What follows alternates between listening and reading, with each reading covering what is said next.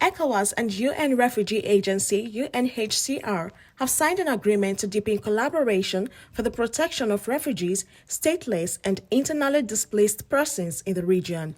The agreement signing, which was scheduled as part of the UNHCR Regional Director's mission, was held in Abuja. According to him, the Commission and member states are working assiduously to tackle the root causes of conflicts in the region through diplomatic and political engagements. Excellencies, as I speak, some 7 million people have been forcibly displaced in the ECOWAS sub-region. This includes 6.3 million IDPs and 600,000 refugees and asylum seekers. Countries that have suffered the most in the region include Burkina Faso, Niger, Nigeria, and all the other countries, I must say.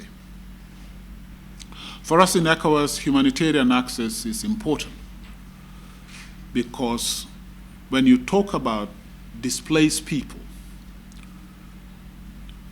you certainly need to take into account the need to access them and to support them.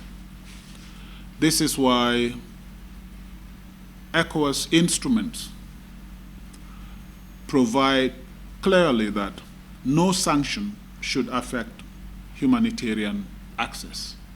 And this has been made very clear in our communiques and in our press statements. I salute and commend your initiatives and your strategies with respect to the integration of displaced people in their communities.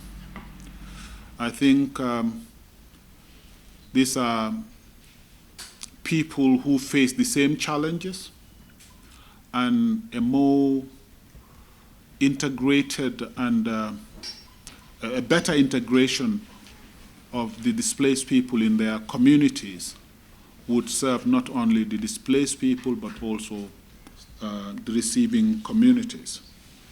In his remarks, the director of UNHCR Regional Bureau for West and Central Africa described UNHCR's collaboration with the Commission as long-lasting, highly productive, and relevant in view of the current humanitarian context confronting the region. The UN Refugee Agency is a global organization dedicated to saving lives, upholding rights, and working for durable solutions for persons forced to flee their homes as a result of conflict and persecution.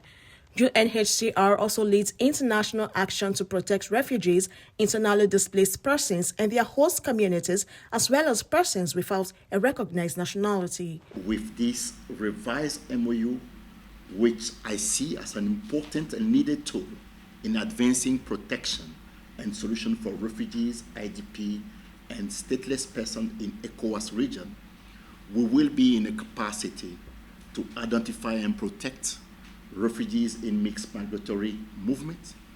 We will be in a capacity to work much more closely with a more assertiveness with regard to durable solution in the spirit of the Global Compact on refugees.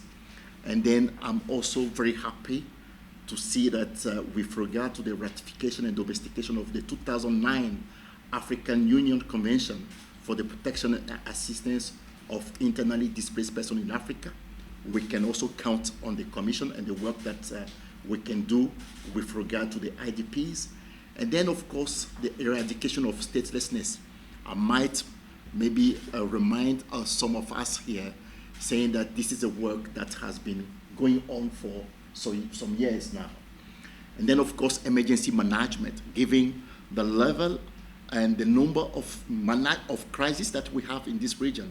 It's very important that we join efforts and see exactly how we can work much better with regard to emergency management. So as you know, Excellency, the mandate of UNHCR is to provide international protection and an assistance to refugees, returnees, and other persons of concern, including stateless persons, IDPs, and to seek durable solutions for their situation through local settlement, voluntary repatriation, or resettlement in the case of refugees. So for us, this is a very important moment, and I'm happy to see today and sign this revised Memorandum of Understanding.